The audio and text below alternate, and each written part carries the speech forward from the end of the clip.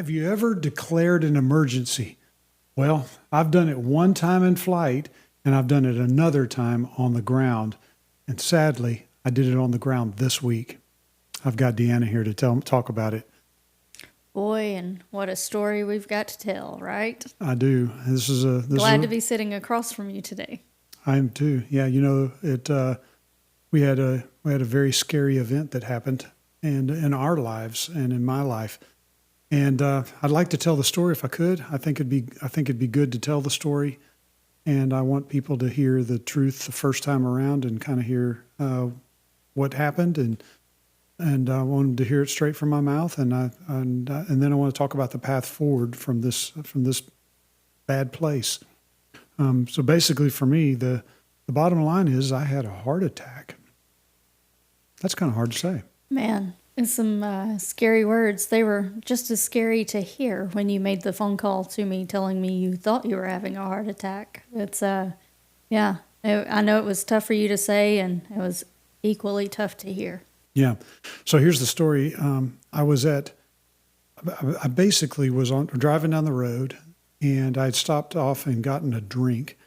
And then I went to a rifle range. We have a cool place called the Angelina Rifle and Pistol Club. And they have a 500 meter target for shooting long range rifles. I've kind of gotten into that, sort of fun.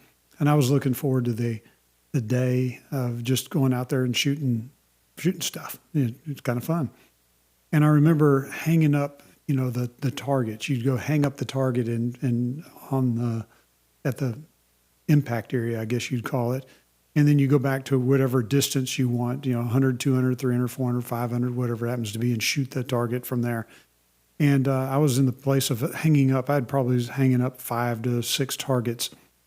And I remember having this tightness in my chest. It was just a kind of a pain that was happening in my chest, and didn't know what it was. Did it remind you of anything else that you had felt before? No, it wasn't like indigestion or anything of this nature. It was this tight sort of and it was a pain. It wasn't maybe a pressure's the right word, but it was a pain. It was not like a stabbing with a knife, but it just this low.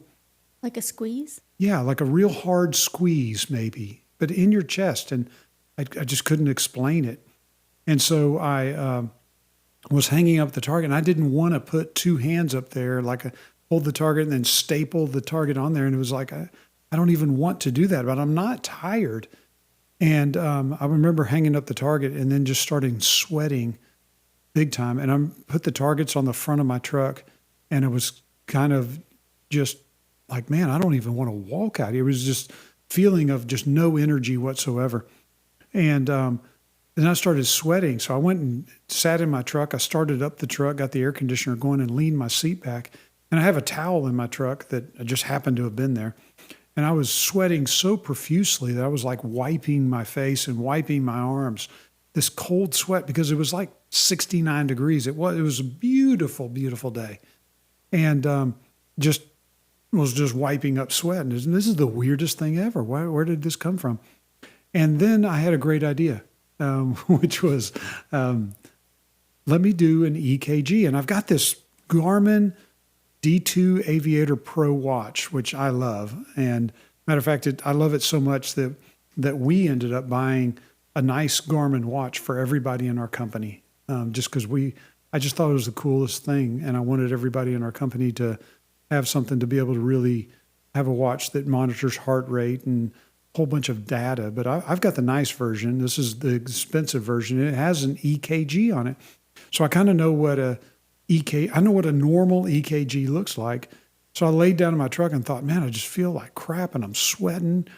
And so I did an EKG on my watch, which is amazing that we live in a time where you can do an EKG on your watch. Right. And did the EKG, and it looked funny. It just had these very unusual, it did not look normal. I still today don't know what all the lines on an EKG mean, but I know what a normal EKG looks like. And this did not look normal at all. And about this time, it was like, could I be having a heart attack? Is that even possible? I'm in great shape. I'm in my heart rate's low. I know all my numbers. I eat well. I get 8 hours of sleep a night. My body battery's good. My sleep scores are good. I'm a dude that knows my numbers. Could it be the case that I'm having a heart attack, or could it be that chocolate milk? I just didn't know. And I remember driving about halfway, about 250 yards or meters back toward the beginning of the range, and then stopping the truck and laying it back and thinking, what could be happening here? And then my left arm tingled just a little bit. And then right then it was, I bet I'm having a heart attack. And that's where I decided I've got to get out of here. I was about 15 miles out in the country away from, if you look at the Angelino Rifle and Pistol Club out on Highway 69, basically. And I said, if I dial 911 and get an ambulance coming, I'm going to be, they got to figure it out and then get out to where you're at. I was like, I better just start driving. So I remember going back out the gate and driving down the road. I began to feel a little bit better. I wasn't being exerted or anything. I called you. That was probably one of my best moves. What was it like when I called you? Well, it was, I mean, I could hear you were in distress. You were talking just barely above a whisper. I could tell you were having trouble catching your breath enough to talk well. And, and you were looking for guidance for which hospital to get to and the fastest way to get there. So it was. I remember you asking me, scary. There's 2 hospitals in Lufkin, Texas. And I remember you saying, which one do you want to go to? And I remember me thinking, I don't want to make a decision right now. Right. In other words, I don't even know. I can barely even think, as far as this is concerned. And I remember, you tell me where to go. And I remember there was a little bit of a debate of which one's sooner or closer and which one's Right. better. They're very close together. And, my prevailing thought was which one can I talk you to the emergency room to the fastest? Which one did I just, without thinking, know all the turns you needed to take to get to the emergency room? And so that played a factor into it. I beat you to the hospital. I parked the truck. Thank goodness I didn't have a wreck. You do have me on Life 360, so you knew exactly where I was, and you were on your way from home. I'm on my way from the rifle range. You were literally looking at me going down the road, talking to me while I'm going down the road. But I don't know if I made the right decision, but that is what the decision I made. In retrospect, I'm glad I got there as quick as I possibly could.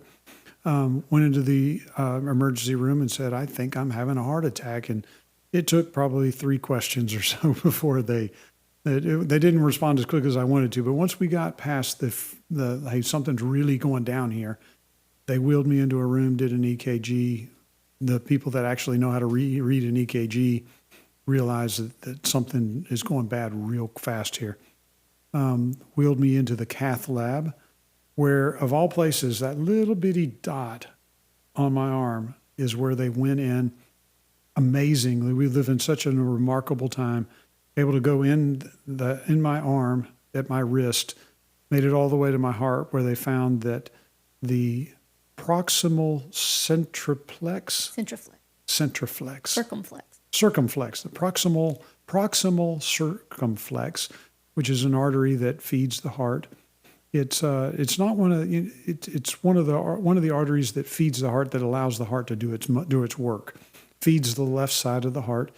And when they went in, they found a blockage, 100% blockage of the proximal circumflex, and inserted a stent and restored blood flow. And I will tell you, I spent an hour and a half in the room, and in the emergency room. I remember very little of it. In the cath lab. In the cath lab thing. I remember very little of it. There were parts I remember. There's like scenes that come in and out of my mind as I'm there, but I don't remember much. I remember being in the ICU afterwards, and got good care, and you were able to talk with family and friends, and people started figuring it out, and people started coming, and things started happening. Yeah. So a few takeaways. from this is it kind of drove home how important it is, even, you know, for grown adults, even, to make sure that someone is aware of where you are. In our case, we use the Life 360 app because the kids on it, and it was just a central app that kind of tracks everybody. But being able to see where you are through that app, or Find My iPhone, or any other, being able to locate you in an emergency was very helpful. Very helpful. A lot of peace of mind that, gosh, we didn't have to, just start driving and hoping that I could find you if something went awry. Yeah. I would also say this, my Garmin watch. I don't think my Garmin watch saved me, but my Garmin watch gave me there's an overwhelming thing that happens in your brain of, no, this can't be me. I'm not the guy to have this happen. And I'll just lay down for 30 minutes and see if I start to feel better. But my Garmin watch gave me the idea that something's not right with your heart. And for that, I think having a Garmin watch was something where you're monitoring your vitals. We live in a time when you can do this, and it's expensive. The watches are not cheap, but the data is so critical. But that was the singular data that made me think, oh, something's happening. This is not right, and I need to go get this figured out. That's another one. Yeah, I would also say, if any of our listeners find themselves in this situation, do not encourage anyone to drive themselves to the hospital like you did. That worked out in your case. It could have gone very wrong, and I want to preface this by saying we received excellent care from the hospital you were at. They did a great job from the ER on. But I think because you walked in under your own power, you didn't arrive in an ambulance or on a gurney or anything like that, that when you told them you were having a heart attack, they probably thought you were having indigestion or something. Right. And so when I arrived there after you and you were still sitting in the waiting room, I had to make a little bit of noise, as any spouse would, about the heart attack that you were having right that second before things started moving just a little bit faster. Right. And so being an advocate, and for you, I think they, just not knowing you, they couldn't see the distress, because you weren't, you looked tired. You didn't look like you would think someone who was having a heart attack would look. Right. And here's a resounding, we heard this time and time and time and time and time again, because the end state of this is I'm doing good. And the end state of one of the reasons I'm doing good right now, that I survived this, and honestly, it looks like I'm going to do really well post heart attack, is I got in there quickly. So, in other words, there is a thing of, do you call the ambulance or do you drive? In retrospect, it worked good for me to have driven. I would do it again, because I think the point is time is critical. And from the first signs of that heart attack, you've got to get yourself to a place where you can get help. For me, I got there very, very quickly. Yeah. And we have now we're 3 days past the event at this recording. Just came back from the cardiologist where they said I don't have any muscle damage, no heart damage. I think that's because we got there quickly and we made things happen, and we pressed them in the emergency room, and when they figured out, hey, this is real, and we need to get to the cath lab now. Think the ball began to roll very quickly, and that we got under good care. Yes. Yeah. Absolutely. Now let's talk about, for someone like you that's in a plane 4 to 7 days a week on any given week, how timing worked in your favor in this case. It was a Sunday afternoon. We were in our hometown. You were hanging out at the rifle range. You were within an easy distance. You probably didn't feel very easy at the time, but you were within 20 minutes of a local hospital. Had you been airborne, this could have been a different situation. And again, for our listeners that are often single pilot, if you start noticing any of these symptoms airborne, the key is to Get on the ground. get on the ground That's right. right It- then, closest it- place, and call 911. If there's any one thing I did right, it was get to the hospital quickly, and and if it's get on the ground so you don't hurt anybody, including yourself, so you don't pass out in the airplane. Agreed, wholeheartedly. It's get to care quickly, and whether it's a heart attack or a stroke or there's other medical anomalies that can come down. Know the symptoms, know the signs. For me, I did know the signs and the symptoms, and I think one of the things I did right was listen to them, analyze it, and go. Even when I called you, I said, I think I'm having a heart event. I didn't mince my terms of I'm feeling bad or something. I think I'm having a heart event, and I'm going to the hospital. What, help? Yeah. Let's get things going. And I do think if you're flying, you got to get on the ground. You got to get on the ground and make things happen. Get people to help you out, and the way you do that is declare an emergency. Absolutely. And you've got to let people know. It's like when we went in the room, you didn't make a scene. It wasn't terrible. I've seen you Make a scene before. be forceful. Yeah. But you've got to say, my husband is having a heart attack. Get somebody here now. And that's what you did. And when you declared an emergency, you told everybody out there, the priority is me. I'm the one that needs to have happen. And so if you have this happen in flight, I would say declare the emergency and tell them what you feel and tell them what you have going on. Getting on the ground is absolutely critical if this happens in flight. Let's shift. When we talk about this, I think for the big one for me is, number one, I got there fast. I think I can't overemphasize the fact that I knew the symptoms. I got there fast. I think I not to be melodramatic, I think I could have died if I wouldn't have got there fast and gotten care. Absolutely. If you have 100% blockage of the proximal circumflex, it's proven time before that this can be a deadly event. That's the first thing I did right. The second thing is I'm not the perfect specimen of male mid-50s. I know my numbers. I know my heart rate. I know my cholesterol levels. I know my heart rate variability. I've seen EKGs. I monitor my data, and I know whenever I work out. I've done CrossFit now for 15 years. I'm a guy that can carry heavy loads, take them a long way, and do it under a time domain. CrossFit is not easy. I know how to lift my heart rate up, and I know how to do things. I work out. I take care of my body. I watch what I eat. I track what I eat. I don't smoke. I hardly drink.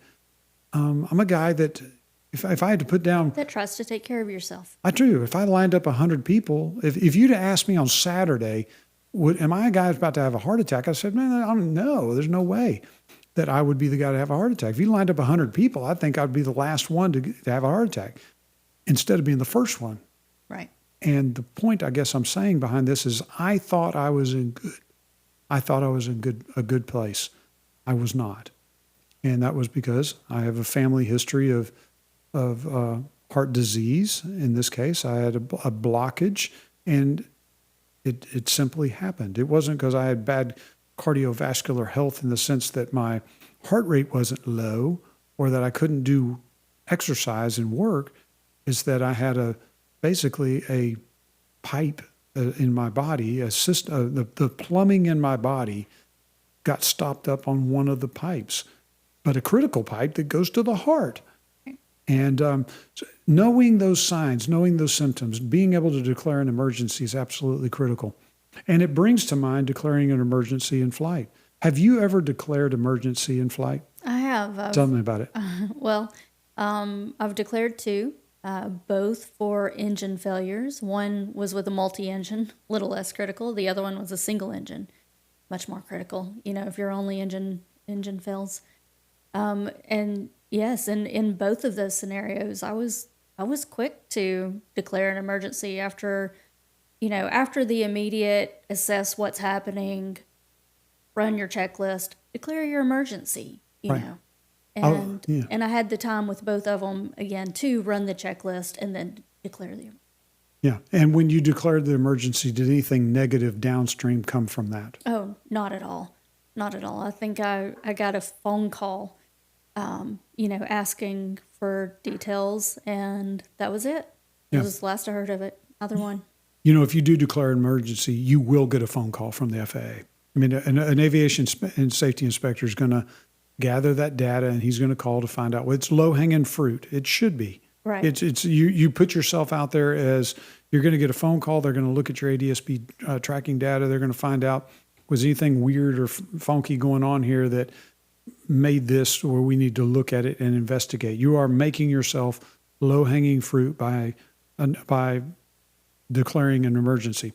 Yeah, and for anyone who thinks or has heard, that you don't want to declare because there's just going to be mountains of paperwork later, there is rarely mountains of paperwork. I mean, I scattered pieces of a plane across Fort Worth, Texas, and did not have mounds of paperwork later. In fact, in that particular scenario, ATC declared the emergency for me. That's what I was about to say, and this is a big point: Yes. is that ATC can declare an emergency for you. For you, you had basically some cowling fasteners that weren't installed properly, and halfway into a flight, matter of fact, more than halfway, you'd already flown 200 miles Right. on this 250-mile flight, and a cowling literally flies off of a King Air, hits the wing, falls into a parking lot. Fortunately, no one was hurt. Thank goodness. Yeah. But when that happened, ATC declared. You didn't declare. I did not. And again, I had time to look at what had happened and was happening and decide whether I could continue, in the condition it was. And, I didn't even shut that engine down. It was, Yeah. it was just naked. It was a naked engine. Yeah, it's a non-event. Right. An event that most recently comes to mind is that Garmin came up with what's called the EIS, Engine Instrument System. And basically, it came out a couple of years ago. And there was a lovely gentleman that owns a Meridian that had this installed. Went to Malibu Aerospace and RC Avionics as one of the launch customers. Now, before I say that, they went to Malibu Aerospace and to RC Avionics because they're the best in the business. Absolutely. I'm not throwing either one of them under the bus. I'm simply saying I went over there to pick up a Meridian and fly back to Texas so we can get an interior done.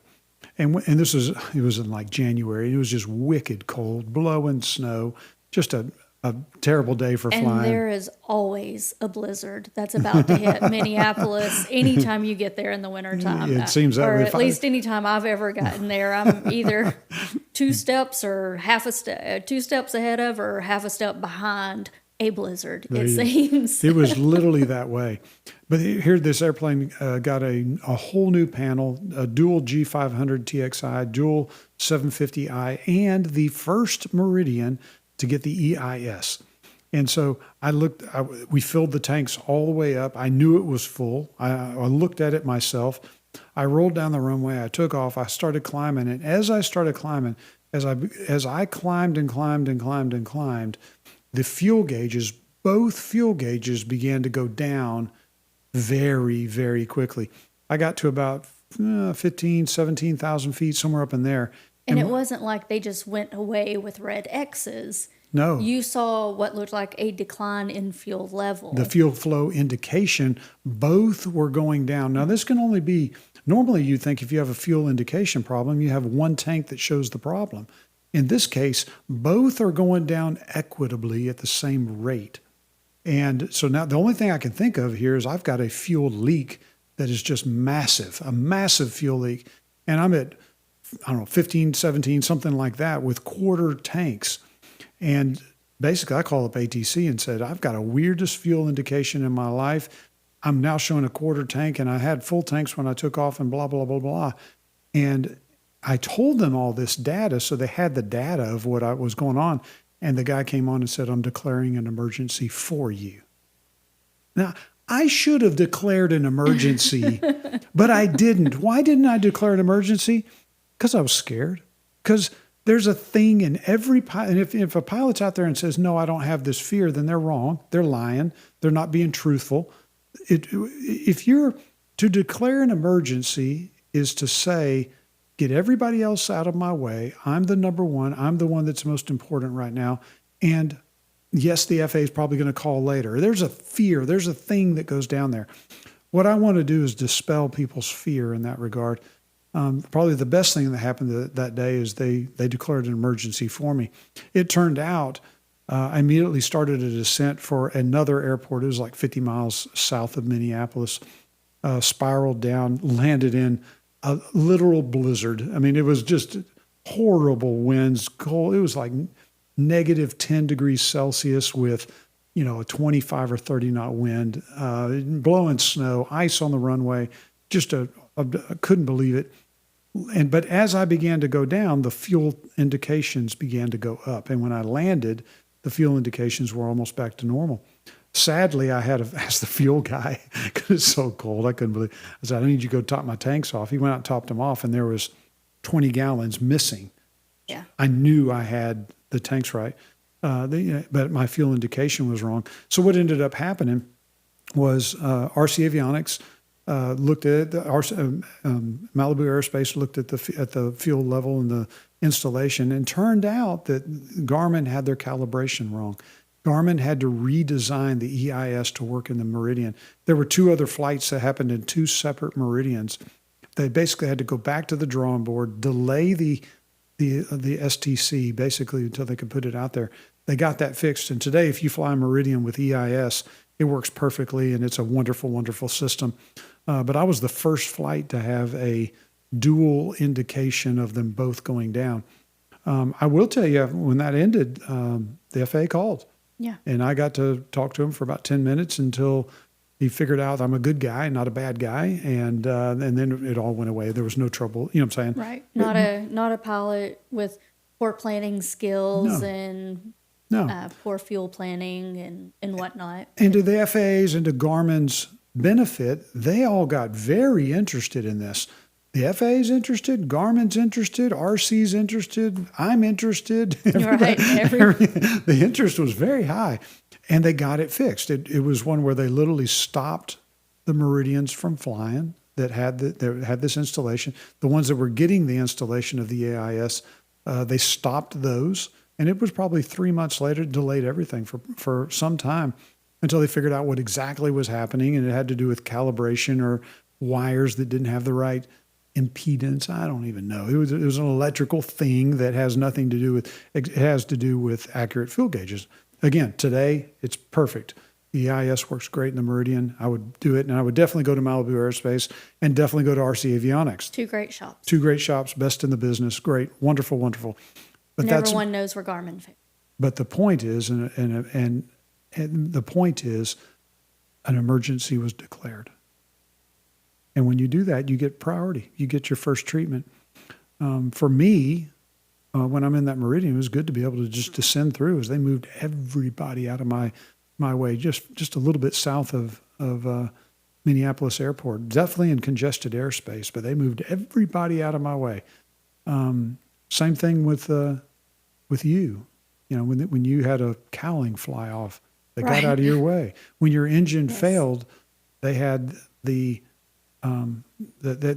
prepped the airport for your arrival. For me, I declared an emergency early.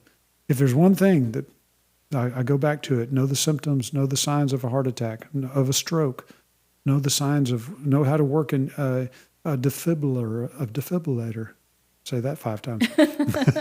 know how to do chest compressions. And, and one of the things that, since your story has come out, I've seen multiple doctors state is carry a bottle of aspirin in your flight bag. That's right. Again, especially for those of us that fly a single pilot, because there may not be someone there who can then take the controls, who could do the second pilot's probably not going to be doing chest compressions anyway. They're going to have their hands full flying a plane. But, there may not be someone else there, and that aspirin thins the blood, buys you time to get on the ground. I will say this. I have been a not so great advocate of the SLS, of the the Autoland. I have not been a great advocate of the Autoland. Right. The reason why is the Autoland has been out in the world now for 4 years on 5 airplanes, and no one's ever pushed the button. I've called it a fix waiting for a problem. solution looking for a problem, Yes. because again, it's wonderful, wonderful technology, wonderful design, wonderful Doesn't sound everything. so bad right now, does it? Now all of a sudden, here I am thinking, okay, because if I had an SLS airplane, if I'm flying an SLS airplane, meaning And you think you're having a heart attack, I'm pushing the button. press the button. I'm Absolutely. pushing the button. That's exactly right. Because it's going to find that best place. It's going to notify ATC. Is going to declare an emergency for you. It's going to take over the controls, land the airplane, and when you land, there'll be an ambulance sitting right next to your airport. Piper, you're welcome if your sales skyrocket after this podcast. I did. Maybe you say I hit the auto land on the ground. I don't know. Again, I go back to that. Should I have driven? Should I have not? I don't know. I will tell you, for me, I'm here. I will tell you, I'm here. It could have been worse. Yes, there's ifs, buts, and a lot of things to discuss. But when a heart attack occurs, you're not getting full blood to your brain. You're not thinking all that clearly. You're It's not thinking like that clearly. you. Well, there's multiple things happening. You've got pain in the chest. You're now mentally and emotionally tied up in, oh my gosh, I'm having a heart attack. You're short of breath. You can barely talk. I mean, there is a lot happening, not just physically, but mentally and emotionally with this that just keeps you from making the best decisions in the moment. I will tell you, the heart attack and letting people know. You and I had a discussion about this very early in the event. I remember being in the emergency or in the ICU. My head's clear. I've got blood to my heart. I've got blood to my brain. I feel great at this point. It's the most unusual thing to have surgery and feel great. The extent of my surgery is this little tiny thing on my arm. As far as the physical, awkwardness to the whole thing. So by this time I'm in the ICU with wires all over me, monitoring all my vital signs and everything, but I feel just fine. And I remember you and I discussing, how are we going to deal with this with the public? How are we going to talk about it? Or how are we not going to talk about it? And we both came to the decision, and I think I was more emphatic, that I think we need to be public about this and talk about it, because there's when you have a heart attack, you lose your medical. And when you lose your medical, you lose your ability to fly. Obviously I'm not, as a DPE, you have to have basic med or better. You have basic med, third class, second class, first class. You got to have something. So right now I'm a DPE by credentialing, but I can't do any work until I get this figured out and get a medical back. I am in the throes of getting that back. Listen to me, America. I'm getting my license, my medical back. And I'm going to get this back. We're already working. I've already got people. But we went onto the PMOPA forum, and I made a post telling my story.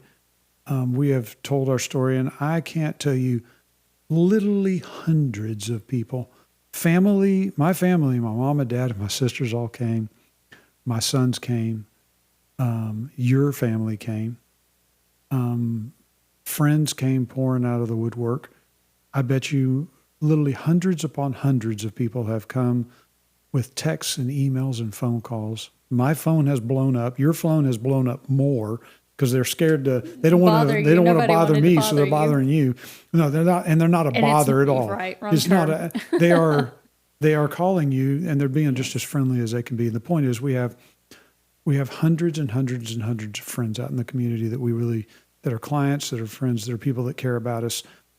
I wanted to go public with this story because I wanted to be able to, as an instructor and examiner in the community that we're in, I want to be able to talk about this. I want people to be able to hear the story of, yes, it can happen to you even if you think you're healthy. I want that story to come out. Number two, I always want to be real with people. I don't want to be fake. Well, we're educators by trade, and this is something that everybody can learn from. I think the takeaways are: declare an emergency quick. Don't let that that lizard brain. I think that's what I've heard people call it. The lizard brain that says, no, don't do that. The little devil in your ear that says, oh, you can't be you having a heart attack. No, you'll be all right on that flight. Oh, it's just a rough running engine. It's just no, declare the emergency. If you need to, if this is not right, declare. Get what you need to have. Get the help you need. Declaring is the thing that gets you going. I wanted to have a more, I'm not going to tell everybody all my numbers and I'm not going, but what I am going to be able to say is this can happen to The you. emperor should have some clothes on. The emperor's got some clothes. Yeah, and I'm not the emperor either, but Right. yeah, this can happen. And when it does, I'm going to go through all the procedures that everybody needs to do when you have a heart event and lose your medical, and this can happen. And so, number one, it can happen. Number two, time is your friend or your enemy. You got to get to care quick. Declaring that emergency on the ground, knowing the symptoms is number three of what a heart attack or a stroke are. Review those. Know CPR. Know how to work a defibrillator. Know what your friend's going to look like so you can see it in them if they're not behaving correctly, and get to a place where you can get some good help. I went to St. Luke's Hospital in Lufkin, Texas. I thought the care there was outstanding. It was great. We had a great team From the top to the bottom. Yeah, the minute you rolled through the ER doors to, the cath lab, the ICU, everyone was great. The nurses, the doctors. Yeah. And so for the people out there listening, you're going to see me flying again. You're going to see me with a medical. You're going to see me do it right and legal. You're going to see me very intentional about getting it back. You're going to see me back as a DPE. I'm credentialed as a DPE, but I can't do DPE work until I get my medical back. I will get it back. I'm going to be fighting the process. I'll let you know how it goes as we go. I'm happy to be here. A heart attack can occur. Things can happen in flight. Things can happen on the ground, and you need to be prepared for them. If there's a message that needs to come out, that's it. So, number one, I thank all my friends and family who have come back and given us love and support and care and concern. Deanna, I thank you for being there right by my side throughout the whole time. I mean, you literally, I had to shove you out of the hospital every day. But I appreciate that. I declared an emergency on the ground.